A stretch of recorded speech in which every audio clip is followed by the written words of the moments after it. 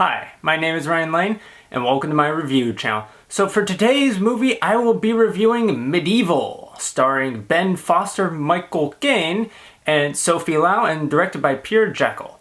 Anyway, so this film is set in the medieval times, specifically 1402. Europe is going through a bit of a crisis right now. They've got two popes. The Bohemian king was recently deposed, and there's a new one. And McDonald's breakfast is no longer sold all day. Okay, maybe not that last part, but point is, things ain't going too jolly in Europe right at the moment. Anyway, enter Ziska, a religious mercenary, played by Ben Foster. Anyway, said character is recruited by Lord Borish, played by Michael Caine, to kidnap Catherine, played by Sophie Lau, who is the daughter of the current Bohemian king.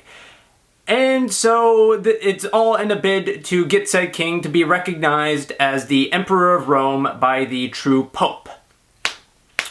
So yeah, this film isn't very good. It does have great production value. I really like it. The film takes advantage of its on-set location scenery. It's really good. It has some beautiful cinematography. There's a nice cave shot with some good split framing. The film takes advantage of the natural lighting well. It's a well-shot movie with good production value. I'm good with that. Well, maybe not quite well shot. There's one issue with the action scenes, and they look well choreographed, but they're marred by bad shaky cam and quick cut editing, and so it makes it really hard to get invested in the battle because you're having a hard time keeping track of who's winning, who's losing, and who's getting brutally attacked. Yeah, and so also another issue is with the film are the characters themselves. Many of them are just broad two-dimensional archetypes. Like Catherine, the princess, she's just a boring, well, she's the typical naive idealist who is oblivious to the war crimes on account of her fiancé-to-be, Lord Rosenberg. And Ziska, he's your archetypical religious mercenary. Whenever he kills someone, he plants seeds on them, and he has a distaste for knights. And so Ziska and Catherine, they're supposed to have chemistry together, but I wasn't really feeling it. It's not very compelling, and the whole beat of Catherine starting to like Ziska isn't very well done. I mean, I will say this. They do share one good scene where Ziska does go into his tragic backstory, and I actually kind of like that scene. It's well done, well shot, well written. It's kind of the only scene I really liked between the two.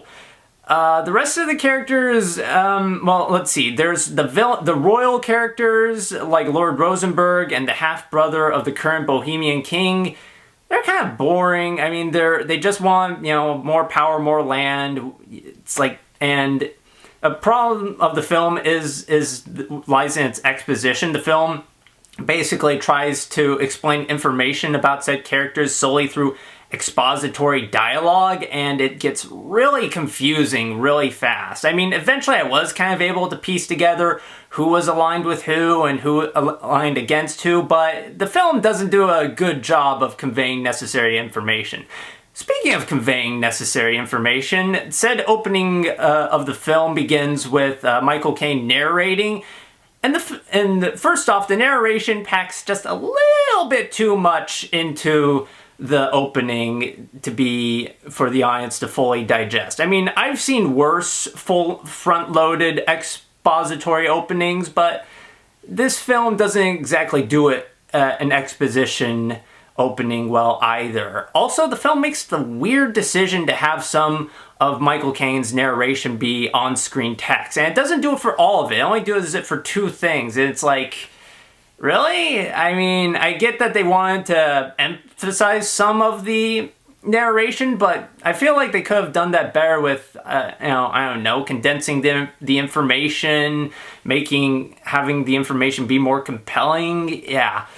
Also, back to characters. Again, outside of Ziska, Catherine, and, the royal characters, not much of the characters are that interesting. Like Ziska's band of mercenaries that he leads, like outside of Crossbow Guy, and the only reason I call him that is because he carries a crossbow. None of the character of the fellow mercenaries have interesting or memorable personalities. They're just your generic soldiers of fortune type characters. Not very interesting. Also, the royal villains, they have like this second-hand man, the mini-boss of sorts, if you will, who has a rivalry with Ziska. It's not very well fleshed out in the movie. If you're a history nerd, you might catch up on that info, but to non-history nerds, you're going to be left in the cold on that. The film doesn't do a good job of defining the relationship between Ziska and said mini-boss enforcer. And part of the reason you can't tell the difference between them is because all the characters have beards, and so one bearded guy just blends into the other. The film's main biggest issue is the violence. This film is violent. Like, people get decapitated, they lose their limbs, they get set on fire, rape, murder, stoned. Like, this film tosses every possible violent act at characters, plus the kitchen sink just for good measure. I mean, heck, it even has the characters watch the after movies as torture. Okay, maybe not that last part, but you get the idea. The world of medieval be very violent, and it's all rendered inert thanks to two main issues. One issue is the fact that you just won't really care about the characters, whether it just be that the fact that you don't really know that much about the characters, and even if you do know that some information about the characters, you just don't really care. And the second issue is the fact that there's so much violence. You will be inundated with so much that eventually you'll just become kind of numb to it.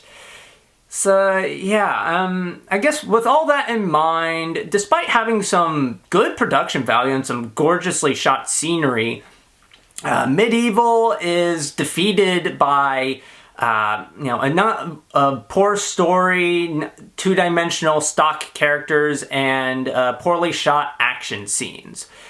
So, with all that in mind, I will be giving Medieval 2 out of 5 stars. Anyway, thank you for watching. Have a good rest of your day. If you like this review and would like to see more like it, be sure to like and subscribe and leave a comment down below. And for today's comment section prompt of the day, did you like Medieval? Why or why not?